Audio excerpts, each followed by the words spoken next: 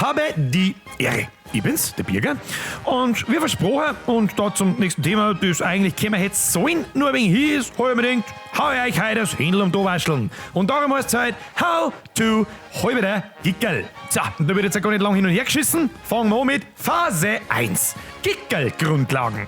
Ja, im Grunde ist alles ganz einfach. Ein Gickel kann übrigens ein Händel heißen und nicht Hühnchen oder Hähnchen oder Bräuler oder sonst irgend so ein Scheißdreck. Wo haben wir den? Und schaut in der Regel so aus. Das oder das nicht.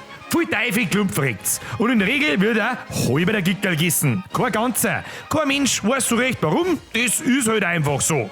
Ich glaube ja, weil wenn's den ganzen frisst, tust du die erstens einmal schwerer mit dem Fressen und wenn's kurz drauf wegen Herzverfettung ins Grasal beißt, ja, dann brauchst du halt auch nicht wundern. Dein Gickel holst du beim Gockelmann deines Vertrauens, Bittchen. Ohne Schmarrn, kein Mensch hat Bock, irgendwo abgemagerten, eingekastelten Viecher, die auf 3 Quadratzentimeter in einem Scheißdreck umeinander schwimmen zum Fressen. Dazu ein Brezen, am besten eine große, und ein Bierle deiner Wahl. Nur bitte kein Gasmaß. So, im Grunde wissen wir jetzt, wie der Gickel ausschaut. So schwer war's nicht. Und damit gehen wir weiter zu Phase 2. Das Beste am Gickel. Tja, wie bei so viel Sachen scheiden sich da die Geister. Tja, aber für das habt ihr Gott sei Dank mich. Ansichtssache. An und für sich ist der Gickel im Ganzen schon durchweg ganz geil. Was anderes kannst du jetzt auch nicht sagen. Aber wie bei fast allem gibt's ein paar Steine, die sind einfach noch geiler als andere. Viele sagen, das Flügel ist am besten. Falsch. Andere sagen, der Hax ist das Maß aller Dinge. Auch falsch. Die Oberschicht der Weisheiten sagt, die Haut. Gickelhaut ist das Beste. Ja, nicht ganz falsch, das habe ich auch lang gemeint. Ja, die ist schon gescheit gut. Und schon als 4-Jähriger habe ich vom Eimer voll Gickelhaut getrennt. An der Stelle, falls jemand jemanden kennt, der mir einen Eimer voll Gickelhaut verkauft und zubringt, dem zahle ich eine halbe. Aber das mit Abstand Beste am knusprigen Gickelsepp ist folgendes. Der Arsch.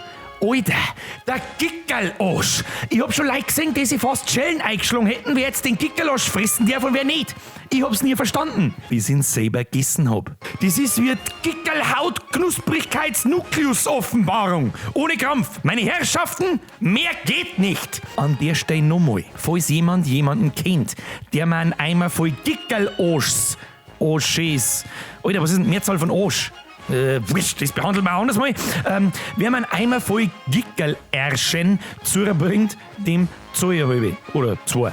So, und bevor es euch Schellen haut, gehen wir lieber weiter zu Phase 3. Die korrekte Gickel-Verspeisetechnik. Gut.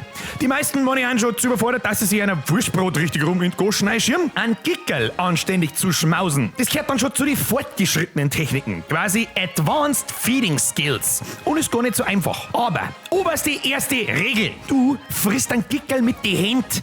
Keine alte Sau frisst und zwieselt das arme Viech mit Messer und Gabel. Richtig. Kodex-Eintrag. Ab sofort erteile ich jedem Bayern die Pflicht, dass er sein Gickel gefälligst mit seinen Wichsgriffen zum Fressen hat. Weil andernfalls, richtig, Ockfutzen Gatling Gun. Da, der Gickel möchte Stickel für Stickel gegessen werden. Fangst du mit dem Flügel, dann kommt der Hax, dann das Bauche. Da ist übrigens auch ein Riesendrumstückel Haut dran. Und das von vorn nach hinten. Und am Schluss, richtig, der Gickelarsch. Fertig.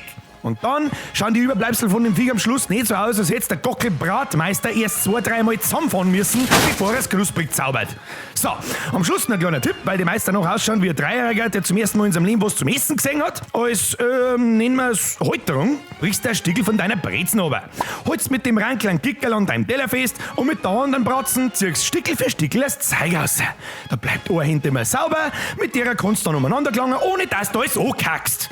Und im Zweifelsfall, für was zum Teufel haben wir eigentlich den ganzen Tag eine Lederhose noch? Richtig, zum Bratzen abputzen. So, dann hätten wir das auch. Einen, wenn ich noch sehe, der seinen Gickel mit Messer und Gabel frisst. Ich sage für alle, merci fürs Zuschauen. Jeden Kommentar und jeden Like in Hoffnung, euch hat's taugt. Wir halt alle. Wir sehen uns beim nächsten Mal. Ich hole mir jetzt so einen Eimer voll Gickelhaut. Haut euch eine. Habe die Ehre.